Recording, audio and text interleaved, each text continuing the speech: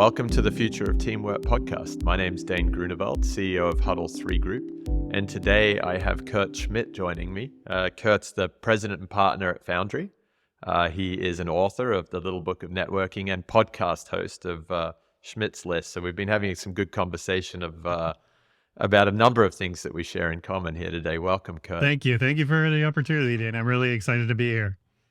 Yeah, it's awesome. So tell me a little bit about you. How did Sure. you come to be doing all of this great work and culminating in the book? And I'd love to hear that story. Yeah, well, I started out my career as a designer and developer.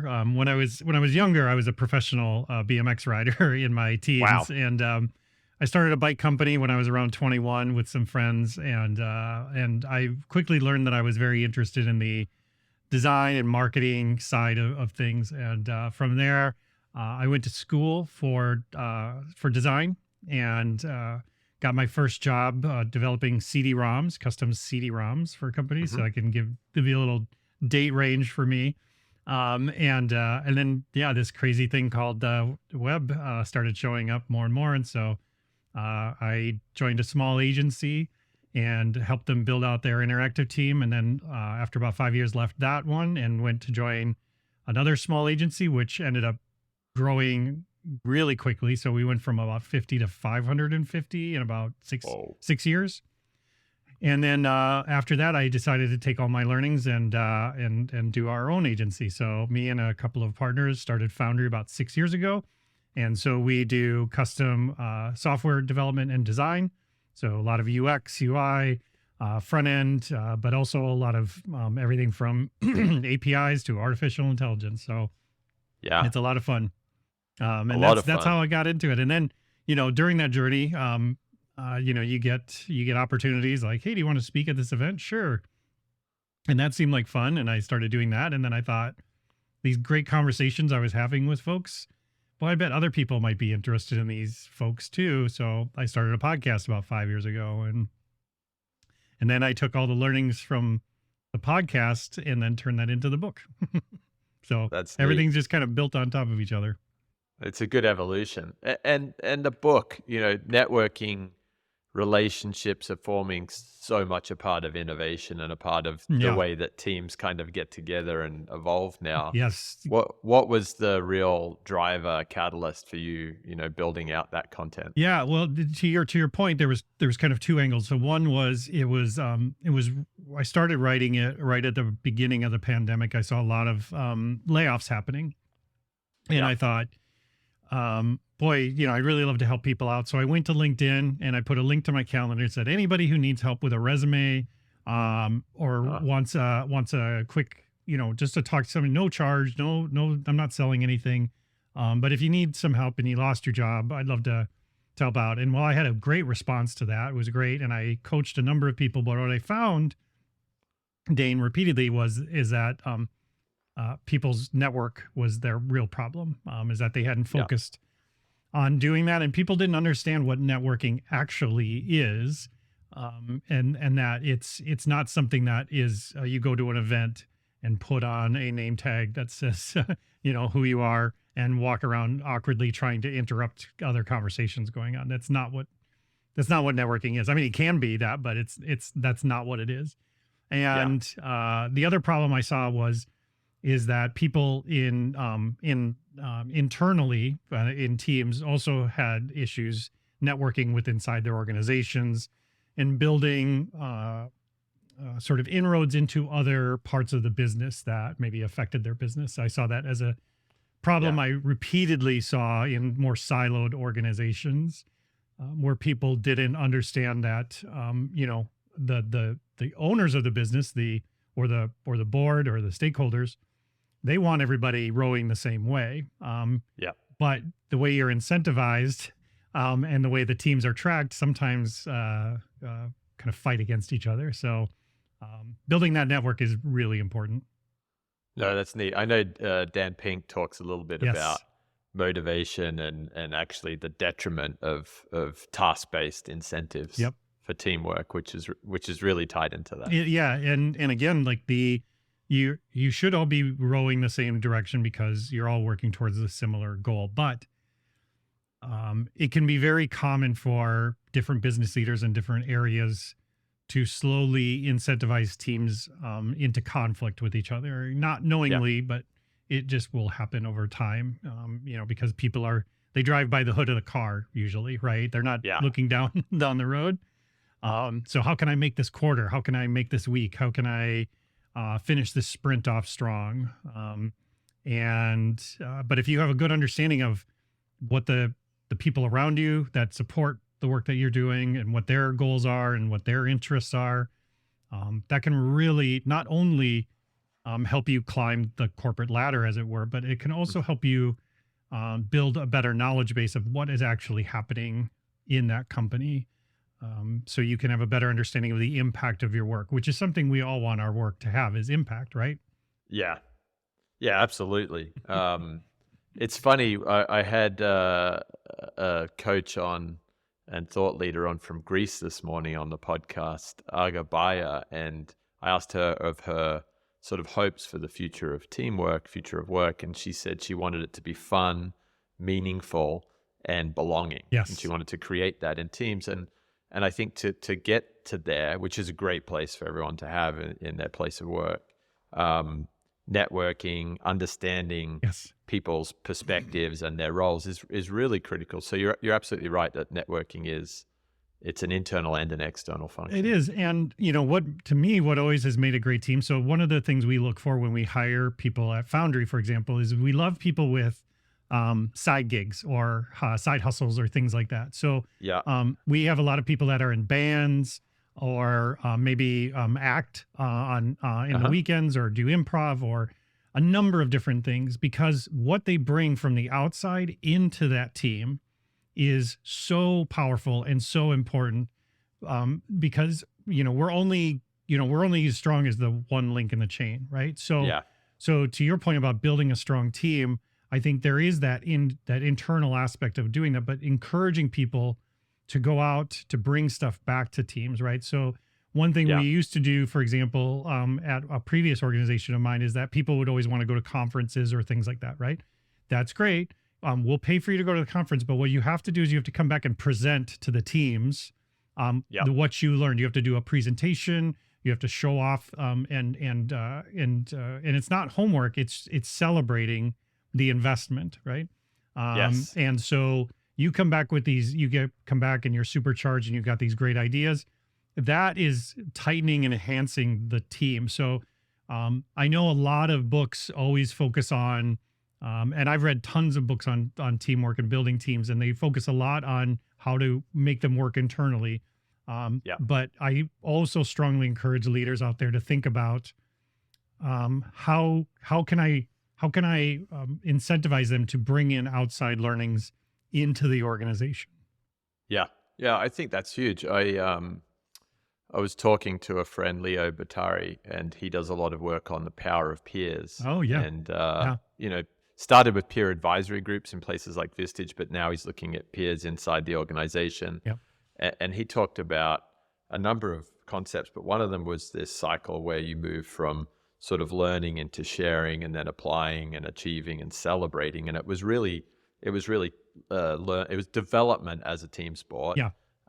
But to your point, if people are going outside and bringing stuff in, then you're broadening your perspectives, your horizons, and you're creating more satisfaction, more variety too. Because most of us, we love our jobs, but let's be honest, not 100% of our job we love. There's a lot of tasks we get stuck doing every day. So it's nice to bring that little bit of variety in too. Yeah.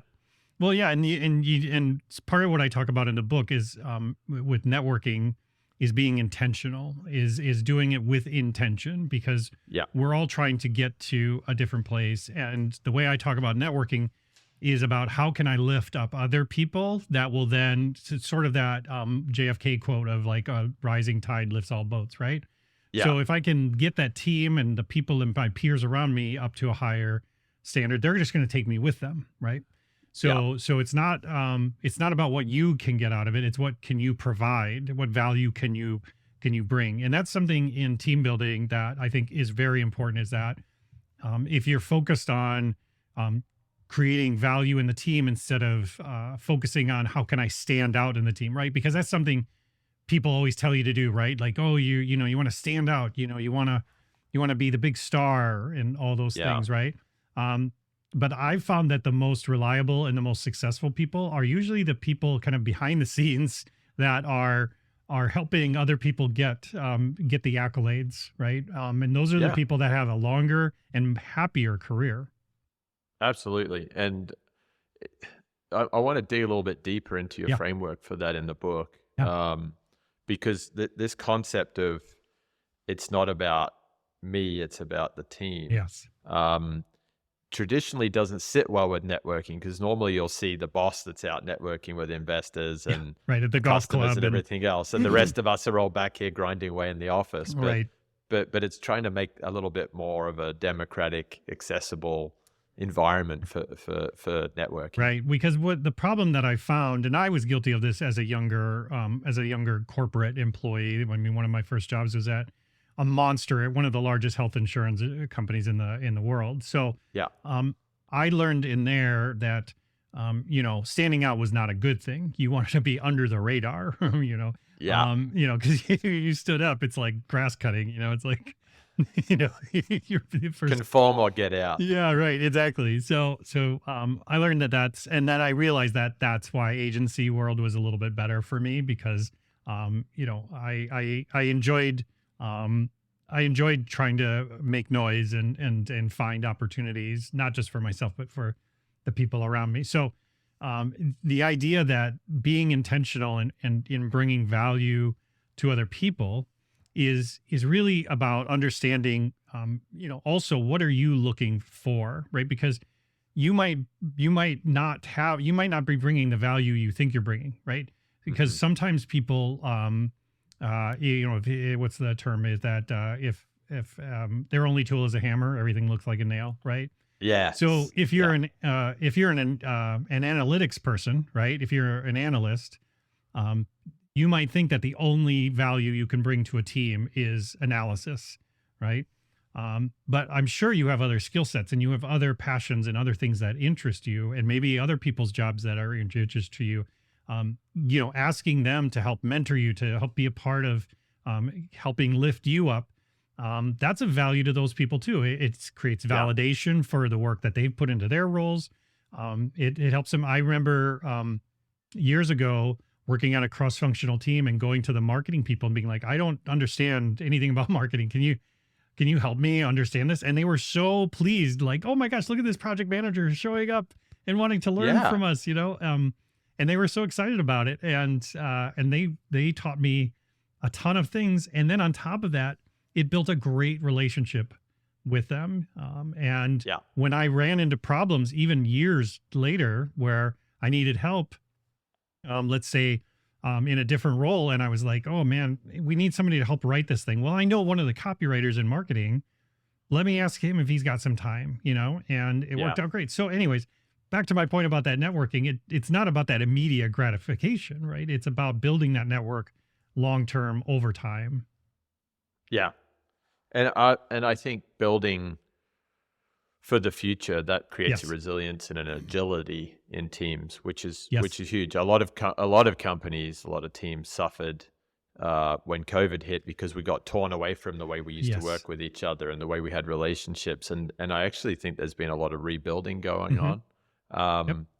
But I wouldn't say it's been uniformly successful. Right. And because what happens in some of these, and especially in the bigger the company it is, you just tend to rely more on the company to give you the direction and how you should be doing those things, instead of taking more initiative yourself. So for example, I remember being in a larger company. We had a small team, and we had a big all staff thing, and the CEO came out and said, here's our goals for the year, right? And but none of them I could translate into what our team was doing. Like I couldn't connect the dots to that, right? So what I decided then and there was I didn't need the company to provide my team with a vision. I could create my own vision for the team. So we had a small project management team, and I was like, we're going to have the most on budget, on time projects ever this year. That's going to be that's our goal. And my assumption is that if my boss or my great grand boss or somebody called me into their office, Yeah. they would say, "What are you doing to help the bottom line?" I'd be like, "Oh, well, we're working towards, this." And I remember that actually happening not in a more a sideways thing at like an event, and they were Yeah. like, "Oh, what is your team working on?" I was like, "Oh, we're working on being, oh, that fits in well with our goals. Thank you so much for doing that." And I was like, "Okay, like, yeah, but what happens so much is that we expect the organization to provide us with that roadmap, that Yeah. exact roadmap. And then when they don't, we look at that as a failure on the organization. But then we Yeah. turn around and we complain that we're not given enough autonomy. So there could be a bit of a contradiction that goes on there. Now, Absolutely. I'm not saying this works the same way in every organization, but what I would ask people is that if they feel like their team doesn't have a ton of direction, just create your own direction and see Yeah. what happens. Get together as a group. Back to being intentional, right? It's intentional, but it's also it's a bias for action, right? Yes, There's no there point you go. sitting around complaining at the water cooler. If you have that bias for action, you build something. You've now got something to take up to a boss or to another department and say, "What do you think?" Yep. Right. So I think that breeds good forward momentum. Yeah, and I love that. I love that term, bias for action, and it's an important one because everybody's been on a team where they've had like that one person that doesn't really fit in and doesn't really do a Yeah. lot of work, or is more toxic or negative or something, right?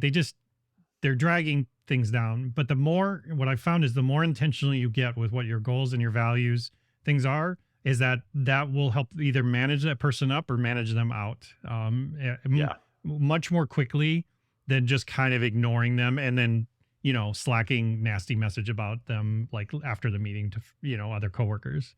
Yeah. Like, because that's only fun for so long.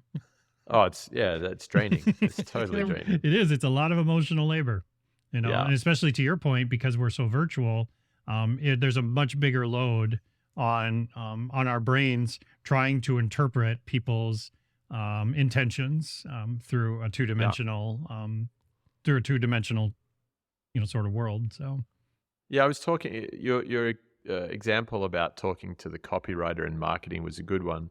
I was talking to a friend the other day, and she said to me, "How much time and confusion are we creating by having to translate between departments? The finance guy or the analyst yeah, looks at it this way, and then the creative team this way, and then the product and logistics team this way, and none of us are speaking the same language or aligned around the same goals. So surely that's where there's a big opportunity to be networking and exactly.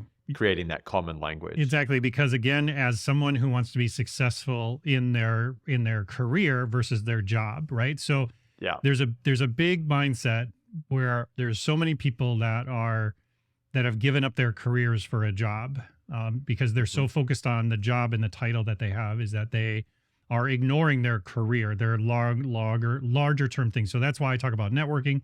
But to your point, Dane, the idea of understanding how finance works in your organization, even from a high level, is so valuable for your career.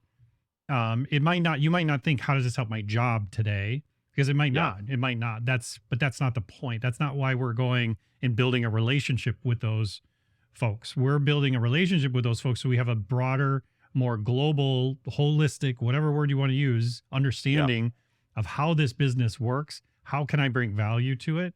And then also be able to see the writing on the wall when maybe I'm not adding value anymore, or the business is not providing value.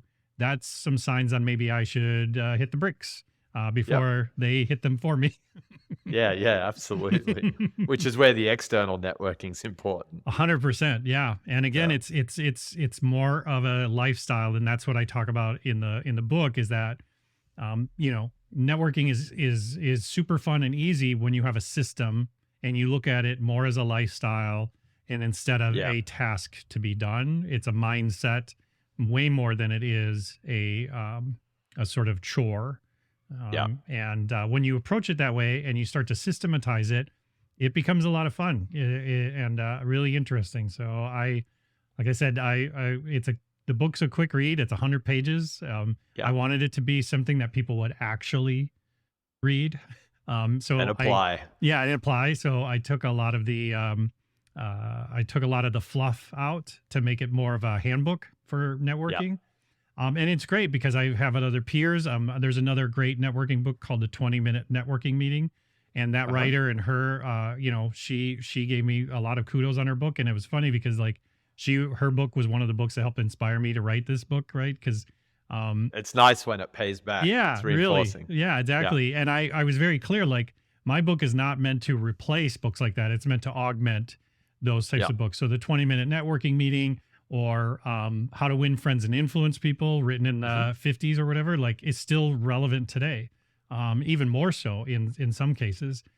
So my book is not, was not meant to replace those. It's meant to augment them with a system that people can actually implement that will help them work towards larger networking goals. And to your point, Dean, like I've seen people use it internally. I've seen people use it externally. I've seen people use it both, just multiple tabs, right? Yeah. And they're working towards building a career instead of just trying to get their job done. And I Yeah. think, again, once you have that holistic look at things, I think you just make better choices.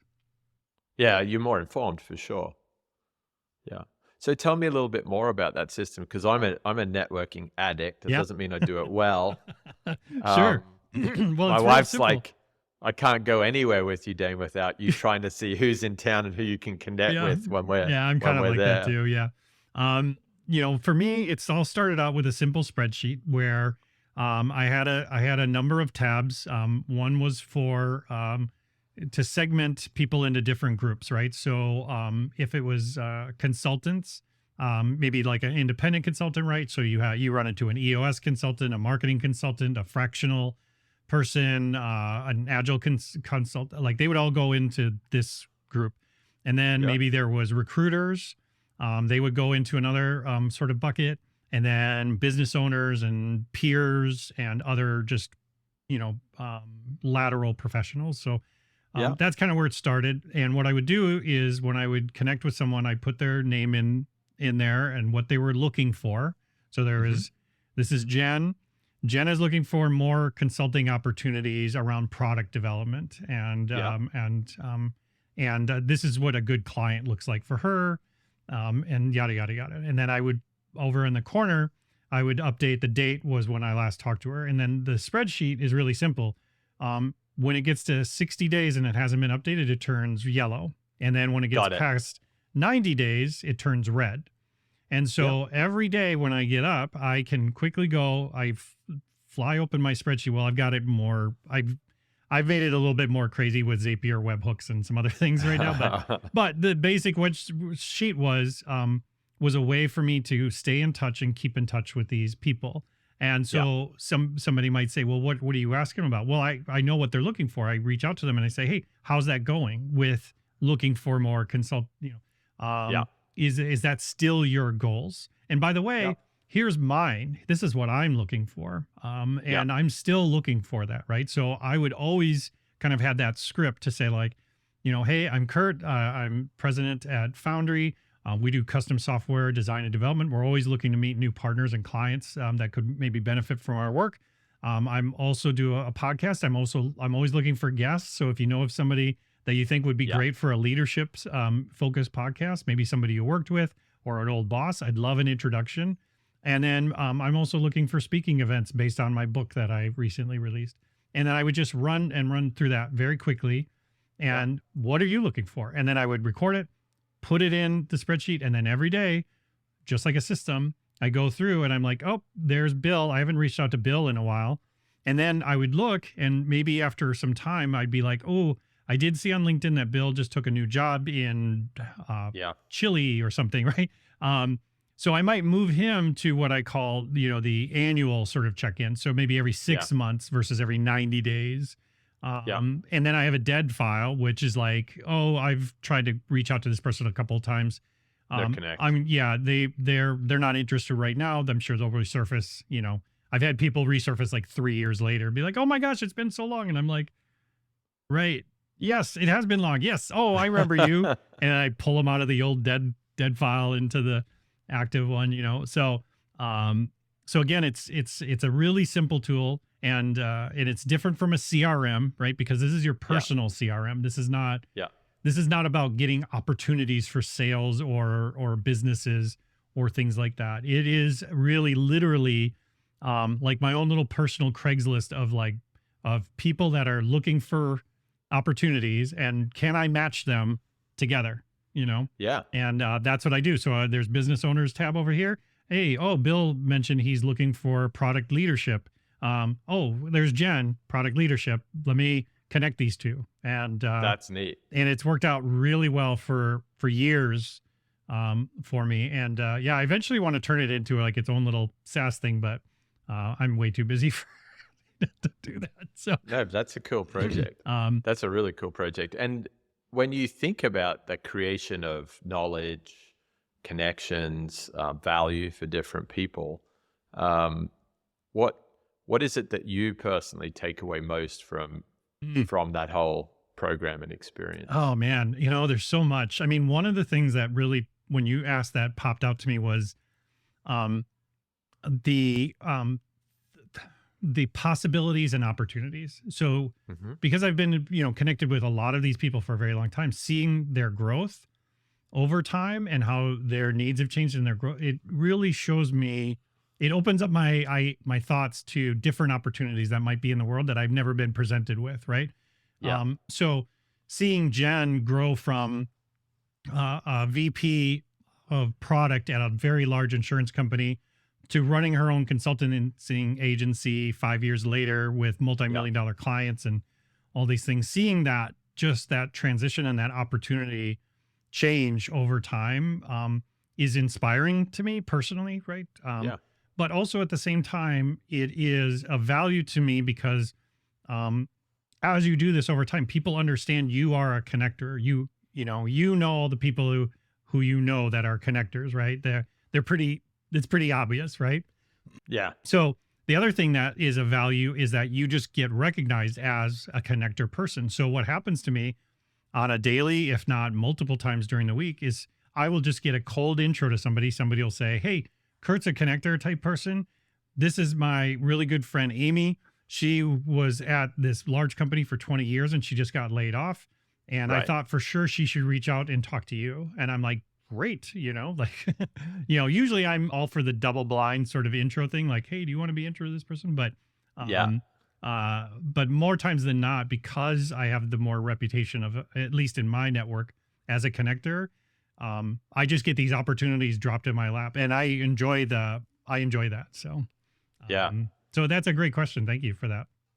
No, I like the answer. It reminds me about network analysis, going back to the internal side of organizations, where you look at who carries that social currency and that credibility and trust and how they may bear influence, even though they might not be in a hierarchical position. For sure. Yeah, absolutely. Yeah. And how do those people get into those positions, right? And I think just like networking on the outside, they're great listeners first and foremost, right? They are, I would definitely recommend anybody listening to this show look into the concept of active listening and what that actually means. And that term and that skill set has been huge for my development in my career, not only as an employee but as a business owner later in life.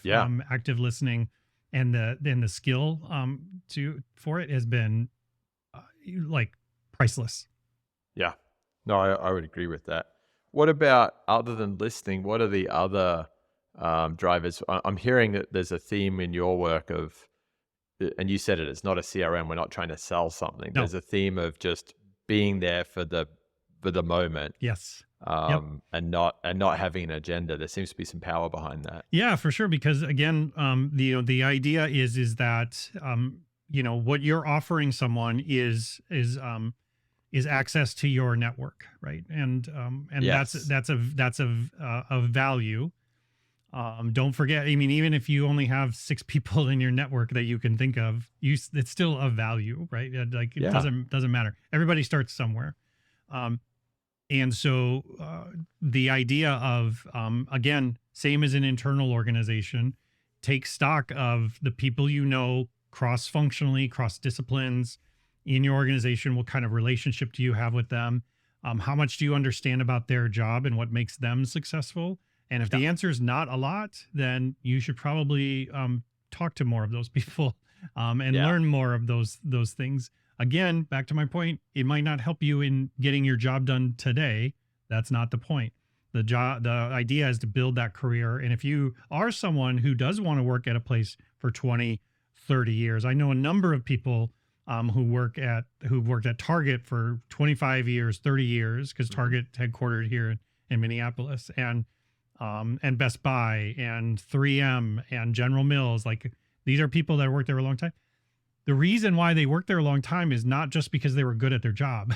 It's because they have built that strong internal network, and they've been chosen for new opportunities, right? And picked because as a business owner or even a large business VP, hiring from the inside or promoting from the inside is fantastic. It's a lot cheaper.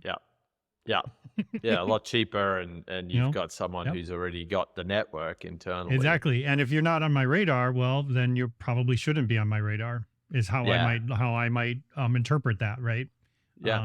Because nobody's out just looking. Nobody's coming to save you. You got to save yourself. I'm sorry. But back to your point about that's the other thing is being active listening, but also being direct and clear about what you are looking for. This is what I am looking for when you're networking, and being direct with people. Because I meet with students, for example, and do some career coaching on the side, and they will spend 45 minutes kind of rambling about things. And I'll be like, what do you want?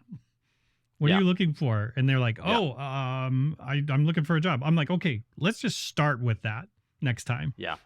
So if you are, and this worked for me well internally with teams, right? Is I would show up, and at the time I was a PMO director. So I would show up and talk to maybe the director of development or the COO, and I would start the conversation with what I wanted. Obviously there's niceties and things, right? I wouldn't just but I would start out with, my goal here is to leave this meeting with more knowledge about how we do invoicing. And they'd be like, oh, really? Well, I wasn't really necessarily prepared for that. Oh, I'm sorry. I probably should have wrote a more clear invite, blah, blah, blah. But that's a good learning moment. Exactly. Right. So next time, show up. Hey, I'm sending you an invite. I really want to understand more about how we do invoicing. And then all of a sudden, the next time they bring in somebody who actually does the invoicing, and they're like, oh, okay, yeah, sure. Let's show you more of this. Why do you want to know this? And I'm like, well, because I really want to understand what's happening more downstream with my work. I want to understand the impact of it, and what are the opportunities my team can do further upstream to make your job even better. And people love it when you say that. Oh, yeah. Oh, for sure. I mean, so often we're so narrowly focused on what's in front of us and not how that impacts our teammates. Yeah, and the entire organization, right? Because again, if your team is maybe part of delivery, well, somebody is, look at the entire supply chain and how that works. Is there things that your team could be doing to better impact that overall? Because not only will that make other people's jobs easier, it'll make you look like you know what you're doing, which is great. We all want to look like we know what we're doing, because none of us know what we're doing. But it's good to look like we do. Yeah. Or at least have someone to call on if it starts to go exactly wrong. Right. Yeah. You've got a buddy. You've got a it's like the trivia game where they have the lifeline, right? You had to call. You have one phone call. Phone a friend. Phone a friend. That's it. Yep, exactly. And honestly, that was super helpful for me. And I didn't do that early in my career. I thought I keep my head down, I ship my work on time, and all the things will just come to me. All the things that I deserve will come to me. Yeah. And what I realized, and my father taught me this very early, is that you get 100% of what you don't ask for. Yeah. So if you want to grow and you want to get better, and you think it will just show up, it will not. I'm sorry. I wish it would. I wish opportunity would rain from the sky and we could all we could all just grab it, but you need to ask for it. You need to go out and tell people, this is what I need. This is what I'm looking for. People do want to help, but sometimes people don't know how to help, Yeah, it's interesting. We've been toying with this new project. I read it on a BBC News article years ago, 5-6 years ago. and it basically said, build your own user guide, or we call it a user manual. Yep. And so it's a one pager, and it's got a little cartoon of you up in the front to make it accessible. And it's kind of like, hey, this is how I like to be communicated with. This is, when I do this type of work, this is how you can help me do my work better. Yeah. And it just gives you a little bit of a reference point, a navigation on, man, if I'm working with Kurt today, how could I approach that meeting, or how could I help him to be more successful in whatever we're doing? It's things like that where people will assume that that's their manager's job or their boss's job or the company's job to bring those sorts of opportunities to the table. It is not. It is your job, because you have recognized it, and you're smart enough to have understood that this is a value and this would make our team stronger and better. Don't wait for somebody else to solve the problems for you. Solve your own problems, and you'll see how quickly people start recognizing you as the problem solver in the team, and you're the strongest link in the chain all of a sudden. You got something positive. Again, it's going back to your point on creating the vision at the group level. You've got something to take out exactly. And I think all teams should have their own personal sort of vision, or their team vision statement of some kind. And it doesn't have to be anything super serious, right? It could be work hard, play hard, like whatever. I don't care. But it should be something that, because again, like corporate values and mission statements and things can be so lofty, right? They are. Like Google's like, do no evil. I'm just picking on them because it's easy, right? So it's do no evil is like their, mission statement or whatever. Like, how does that translate down to an Android team, Well, I think it's up to that team leader and the team itself to define how that impacts their team and their work or their department or whatever, however you want to scale it. To us as engineers, do no evil means we don't want to build up a lot of technical debt that other people have to fill up later, or things like that, right? It could be any of those things. So we put in processes and things like that work towards achieving the larger goal of the organization, versus I'm going to sit around and wait for some SVP to show up and say, well, you should be focused on this, which no one likes. There was a great podcast. I think it was called the Leadership Lab. It might have been a Blinkist that I was listening to. And it was like, hey, when you're at work and you're not feeling well and you call your team to say you won't make it into the office today, how do you think they feel? And everyone's like, oh, they feel okay, they've got it.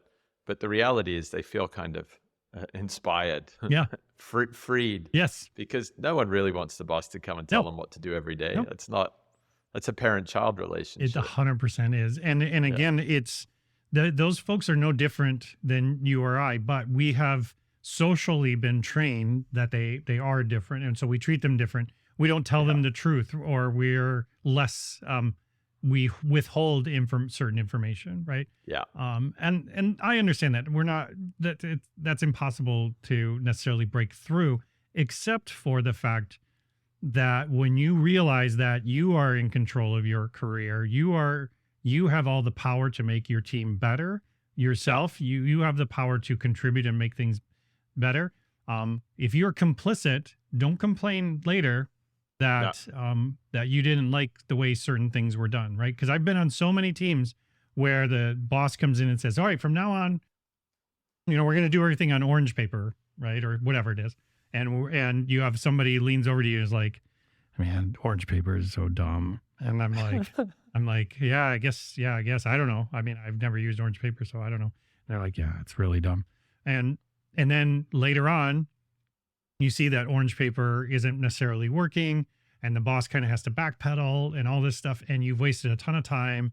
But what you do get is you get a good laugh, because you're like, see how dumb that boss was. When that person who was, side-eyeing the boss during this could have raised their hand and said, here's why.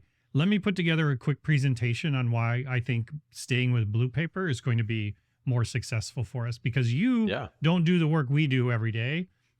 You're changing it to orange paper for some arbitrary reason. Maybe you read a book, or you just went to a conference and heard that, and you thought orange paper is the way to go.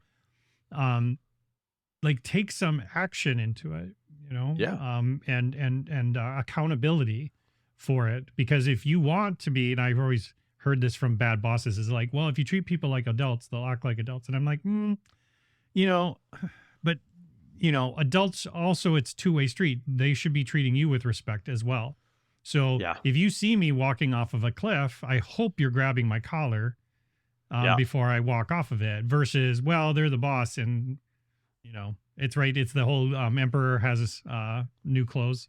Yeah, that's right. Right. It's interesting. I think that ties heavily back into psychological safety, which we talk a lot about with guests. Yeah. And there's some crazy stats out there, like 74% of people won't put their hand up if in a meeting because they don't feel safe. And I wonder how much this concept of networking within the business can help to build that trust. Yep, absolutely. Because again, like, I'm a firm believer in psychological safety starts with you. It does not start with how is the environment necessarily created around you intentionally to give you that space. It has to start with you and your definition of safe, right? Yeah. Because everybody's definition is slightly different. And back to the point about understanding your definition of safe, you might be in a safe place, but it's unfamiliar because you're new to the organization. So the more you're networking with other people and learning about where their safety is and how they define safe and how they interact with those things, it starts to build up even more and more resilience for you over time, that your whole identity around, say, that psychological safety might change a bit because of the organization that you're in. So again, I think that's where I say, like, that active networking can help you create a better experience for yourself within a team than, waiting for somebody to give you a handbook and then judging the handbook on whether or not it meets your needs or not. No, I like that. So with this, and I'm actually looking forward to getting into the book, with this concept of being very intentional and making it a lifestyle, making it a system. I like the way you describe the tabs and the color coding. Here's a question I like to ask guests. When you think about Web3, like, how does this whole approach play into Web3? Because there's something that's drawing me in that direction. No, I love that. I love that where you're going with that, because Web3, AI, a lot of these new tools, these are ways that, what I love about the idea with just CRMs in general, with the ability to decentralize that sort of data and information. Because if you look at a lot of the, and they're great sales tools, don't get me wrong, but like Zoom Info, Apollo, a number of lead generation places, they're great, but they all are just robbing from everywhere else to dump into their database. And it's just data. There's no meaningful attachment. Exactly, right. Exactly. Yeah. So where I see the impact that Web3 could have is being able to really, truly own your network in a decentralized way. And then being able to assign real value to that network, and being, and you can, you could even, and again, I'm not suggesting this, but you could, in the future, there could be a monetization thing of how do I get into that network, right? Because there is lots of referral companies out there, right? Where it's like, oh, join the group and we give each other referrals and you get a piece of this and you get a piece of that. Well, imagine if it's Web3 and there's an individual that has a large network. You don't have to join this large agency, and you can really, make that a part of, like, your value that you carry with you throughout your career. So much like a resume, you've almost got this connection wallet that you're bringing with you that is of value over time. So I love that I've thought about it. I love that you asked that question. So thank you. No, you bet. I like that connection wallet concept too, because it may be that Kurt's got a really good network in design and Dane's got a really good network in recruiting, and you start to see where to go more quickly, because networking can be a laborious and long task. Right, exactly. And so if we have some ways of seeing the assets within our piece and understanding the value of them and how groomed that information is, right? Because I think that's the most important thing with networking and connections, and why LinkedIn is so powerful is it's not powerful because it's a great platform. It's a great platform because people keep it up to date. That is what makes it great. The people are constantly, like Wikipedia, they're constantly in there tweaking data and updating data. I need a job. I don't need a job. I got a job. I'm looking for a job. I did a thing. I want to take some credit for this thing. This new milestone happened for me. That's what's so great about LinkedIn. And so that's why it is so powerful, because that's where we go for the newest information, right? Yeah. But again, who's to say that us as individuals could not also be the arbiters of that sort of data and information? And that would be of value as LinkedIn is of value. So. Yeah, I agree. Well, it's been a great conversation, Kurt. I think if I summarize, I love the story of, enjoying, in fact, celebrating people with side hustles and side gigs as a way of bringing stuff back. I think that is important. There's a lot of leaders right now that are afraid of it, but I think it's something to be embraced. Yeah, I love people. Like I said, if somebody had a side gig of building websites, like, okay, great. Like, as long as it doesn't impact your work, that's fine, because we do a different type of work here. We work with teams, not individual freelancers. So there's, you sure on a as a financial person on a ledger, you could look at those things and say, oh, they're conflicting of interest. But when you know the person, and you're building that network and you're building the team with intention, you can see how their outside experience can really bring a lot of expertise to the team that you would have never gotten from somebody who is just a career developer, So Yeah. And I think Adam Grant posted on a study that said that people come in more happy, more energetic, more productive 100%. the day after doing their side hustle the night before. 100%. Yeah. And we even have Slack channels in our company Slack that are dedicated to that sort of thing. Right. So, and so people can opt into viewing those things, or they can opt out. It doesn't matter. It's not a culture that's force fed it's a la carte. You can partake as much as you like, and some people, when they first start, they're very nervous about it. They're like, oh, I don't know what lines there are. And it allows them to really, again, it's like a buffet. You can sort of take a little from here and a little from there, over time. And we do that very intentionally, because we don't want people drinking from the fire hose the minute they start, because, we do have a very strong culture. We have a lot of inside jokes, and all those things. And it takes a while to start to learn those things. So yeah, it does. Well, I think that's a great little tip. And I love that the way that, you go from encouraging that clarity at the beginning of the conversation, so you know how to listen for what the other person needs and how to share what you need. I think that's another great tip in networking. So it's been a great conversation. No, I really appreciate the opportunity. I'm a big fan. I've watched a bunch of the episodes of the show. I think you do a fantastic job, and I'm excited to see more of them. So congratulations on all the success.